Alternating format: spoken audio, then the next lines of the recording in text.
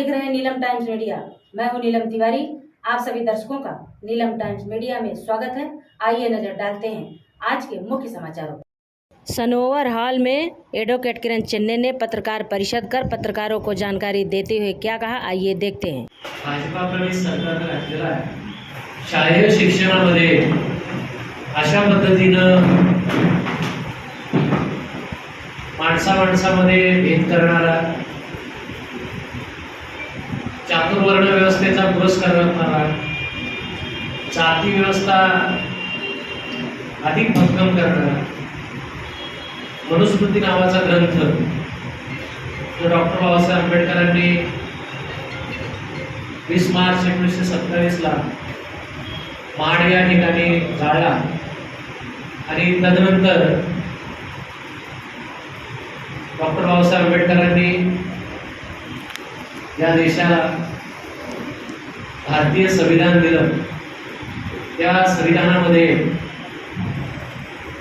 जाती निर्मूलनाचा कार्यक्रम असेल, भेदाभेद असेल, या साऱ्या गोष्टींना संविधानानं नाकारलेला आहे। एकीकडे भाजपा असं म्हणते की आम्ही संविधानाचं रक्षण करू, संविधानाच्या रक्षणासाठीच आम्ही सत्तेत येत आहोत, हे अलीकडे ते म्हणायला लागलेलं आहे।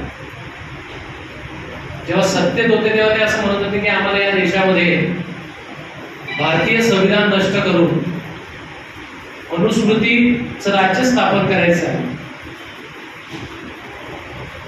त्यामुळं भाजपा हे निश्चितपणानं भारतीय जनतेला फसवत आहे, लोकांची दिशाभूल करत आहे, हे उघड झालेलं आहे। शालेय शिक्षणामध्ये मनुस्मृती नको म्हणून अलीकडेच माननीय जितेंद्रजी आव्हाड, आमदार माजी मंत्री यांनी मनुस्मृती दहनाचा जो कार्यक्रम घेतला, त्या कार्यक्रमामध्ये मी म्हणेन की तांत्रिक चूक म्हणून म्हणेन किंवा अनावधानानं डॉक्टर बाबासाहेब आंबेडकरांचा पोस्टर फाडण्यात आला। ही चूक आहे, परंतु त्याबद्दल माननीय जितेंद्र आव्हाड साहेबांनी माफी मागितलेली आहे, दिलगिरी व्यक्त केलेली आहे। असं असताना केवळ राजकारण करण्यासाठी आणि शालेय शिक्षणामध्ये जी मनुस्मृती लागू करण्यात आलेली आहे तिच्यापासून जनतेचं लक्ष विचलित करण्यासाठी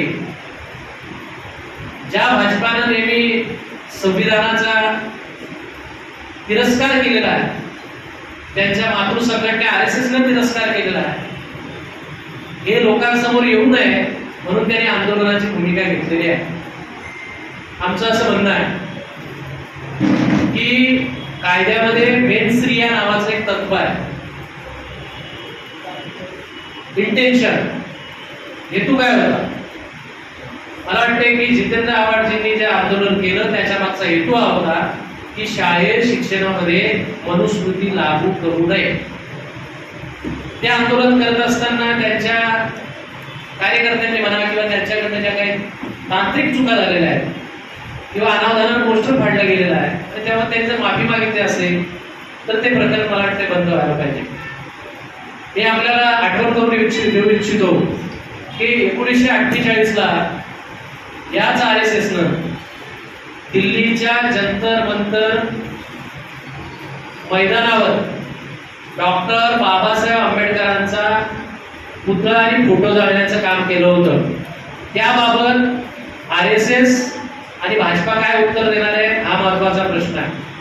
आणि जो डॉक्टर बाबासाहेब आंबेडकरांचा फोटो जाळण्यात आला किंवा पुतळा जाळण्यात आला, तो जाळण्यामागं त्यांचा ठरलेला तो कृती कार्यक्रम होता।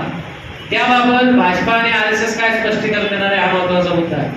दुसरा महत्वाचा मुद्दा की दिल्लीच्या जंतर मंतर मैदानावर अलीकडच्याच काही वर्षापूर्वी भारताचं संविधान जाळण्यात आलं। त्यावेळेला मात्र भाजपाला त्याचा काही राग आलेला नाही, त्यावेळी मात्र भाजपाने कुठलंही आंदोलन केलेलं नाही।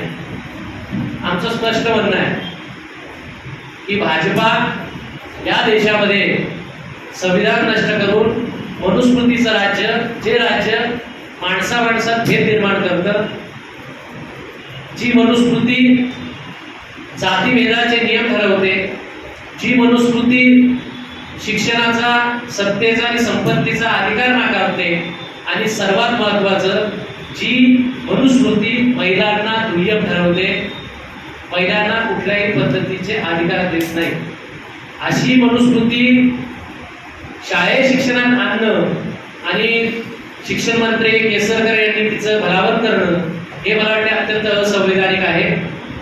जे डायरेक्टिव्ह प्रिन्सिपल आहेत संविधानाचे त्याचा अवमान करणारा आहे, आणि त्यामुळं भाजपाच्या या कृतीचा आम्ही पूर्ण शब्दात निषेध करतो. मुद्दा असा आहे की भाजपाची नेहमीची पद्धती अशी राहिलेली आहे की मुख्य विषयापासून जनतेचं लक्ष विचलित करण्यासाठी त्याच्या प्रति आंदोलन सुरू करायचं आणि मुख्य विषयाला बगल द्यायची, हे सातत्यानं सुरू आहे. परंतु सगळ्या जाती धर्मातले, सगळ्या प्रांताचे, भाषेचे लोक जे संविधानावर प्रेम करतात, जे माणुसकीवर प्रेम करतात, जे जातीभेद मानत नाही, जे धर्मभेद मानत नाही, असे सर्व लोक एकत्र येतील आणि भाजपाचा जो शालेय शिक्षणामध्ये मनुस्मृती लावण्याचा जो डाव आहे तो उद्ध्वस्त करतील. ते कुठल्याही प्रकारच्या भाजपाच्या भूलथापांना बळी पडणार नाही. दुसरा महत्वाचा मुद्दा की मनु हा सर्वात श्रेष्ठ संत आहे, अशा पद्धतीचं वक्तव्य अलीकडेच मनोहर भिडे उर्फ कुलकर्णी यांनी केलं होतं. त्या बाबतीमध्ये मात्र भाजपानं आपली काही भूमिका स्पष्ट केलेली नाही. आमच्या दृष्टीनं या महाराष्ट्राच्या भूमीमध्ये ज्या संत तुकोबारायांनी, तुकडोजी महाराजांनी, गाडगे महाराजांनी, नामदेवांनी, संत नामदेवांनी मानवतेचा विचार मांडला, अंधश्रद्धा नष्ट करण्याचा विचार मांडला आणि माणसाला शुद्ध करण्याचं काम केलं, ते आमच्या दृष्टीनं अत्यंत थोर आहे. ज्यांनी वारकऱ्यांची अत्यंत सर्व जातीय अशी परंपरा सुरू केली, ते सर्वात थोर आहे. परंतु या बाबतीमध्ये भाजप काही म्हणायला तयार नाही. बरोबर, या सर्व गोष्टींचा आम्ही तीव्र शब्दात निषेध करतोच. त्याचबरोबर मला अशी आशा आहे की काही बाजारू विचारवंत, ज्याच्यात अमोल मिटकरी असतील, हे एकेकाळी मोठमोठे मनुस्मृतीचे श्लोक सांगून ते कसे मानवता विरोधी आहेत हे सांगणारे विचारवंत म्हणून जे पुढे आले आणि आता ते सत्तेचे भाट झालेले आहेत, असे बाजारू विचारवंत देखील जितेंद्र आव्हाडांवर टीका करतायत, याचा आम्हाला अत्यंत खेद वाटतं. मला असं वाटतं की आताच्या घडीला हे असे बाजारू विचारवंत पुढे येतील आणि जे RSSला अभिप्रेत आहे, जे भाजपाला अभिप्रेत आहे, त्याच्यासाठी ते वेगवेगळी माणसामध्ये संभ्रम निर्माण करणारे वक्तव्य करतील. त्याचाही आम्ही निषेध करत आहोत. आणि आम्हाला अशी आशा आहे की फुले आंबेडकरी शाहू विचारांवर जितेंद्र आव्हाडांचं नेहमीच प्रेम राहिलेलं आहे आणि ते सर्वज्ञ आहे. त्यामुळं कितीतरी बहुजन समाजाला भडकवण्याचा प्रयत्न भाजपा आणि RSSने केला तरी RSSचा आणि भाजपाचा डाव ही जनता ओळखून आहे. ज्या पद्धतीचा राज्यकारभार त्यांनी या देशात सुरू केलेला आहे आणि ज्या पद्धतीचं धार्मिक आणि जातीय ध्रुवीकरण केलेलं आहे, त्यांच्या या भूलथापांना आणि त्यांच्या या मायाजाळात कोणी सापडणार नाही. आंबेडकरी जनता शून्य आहे, आंबेडकरी तरुण शून्य आहे आणि त्यामुळं फुले शाहू आंबेडकरांवर विचार करणारे, प्रेम करणारे, संविधानाचा पुरस्कार करणारे लोक भाजपाच्या बरोबर जाणार नाहीत. उलट मला या गोष्टीचं आश्चर्य वाटतंय की एकीकडे आम्ही हा देश आणि माननीय मोदीजी हे विश्वगुरु झालेले आहे, अशा पद्धतीचा जो प्रोपगंडा RSS आणि भाजपा करते आहे. आपण जगाच्या इतिहासामध्ये असं कधी बघितलं नसेल की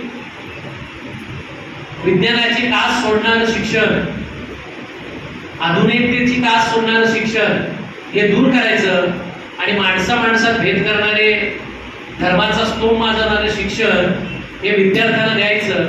आज आपण जगाच्या पाठीवर बघतोय की कृत्रिम बुद्धिमत्ता किती मोठ्या प्रमाणात वाढलेली आहे. की काल परवा आपण बघितलं असेल की जपानमध्ये रोबोट बनवण्यात आलेला आहे, चीनमध्ये रोबोट बनवण्यात आलेला आहे, म्हणजे माणसाची कामं तंत्रज्ञान करायला लागलेलं आहे. अशा काळामध्ये भाजपा पुन्हा आणि शालेय शिक्षण मंडळ अशा पद्धतीची शिक्षण प्रणाली लागू करून इथल्या तरुणांना, इथल्या पुढच्या भविष्याच्या पिढीला पुन्हा एकदा 16व्या आणि 15व्या शतकाकडे घेऊन जायला निघालेला आहे. त्यामुळं मला याची खात्री आहे की भारतीय जनता, भारतीय युवक या सगळ्या षडयंत्राला बळी पडणार नाही, भाजपाचा विरोध करेल आणि शालेय शिक्षणामध्ये मनुस्मृती लागू होणार देणार नाही. आणि याच्यासाठी संविधानिक पद्धतीनं आम्ही आंदोलन करत राहू. हे सांगण्यासाठी आणि जितेंद्र आव्हाड यांनी जी काही तांत्रिक आणि अनावधानात झालेली चूक आहे, ती चूक मला वाटते दुर्लक्षित करून त्यांचा हेतू काय होता तो लक्षात घ्यावा आणि त्यांना पाठिंबा द्यावा. याच्यासाठी आजची परिषद होती आणि यासाठी आम्ही आपल्या समोर आलेलो आहोत. इसी तरह सबसे पहले समाचारों को देखने के लिए नीलम टाइम्स मीडिया को सब्सक्राइब करें, लाइक करें, शेयर करें. धन्यवाद.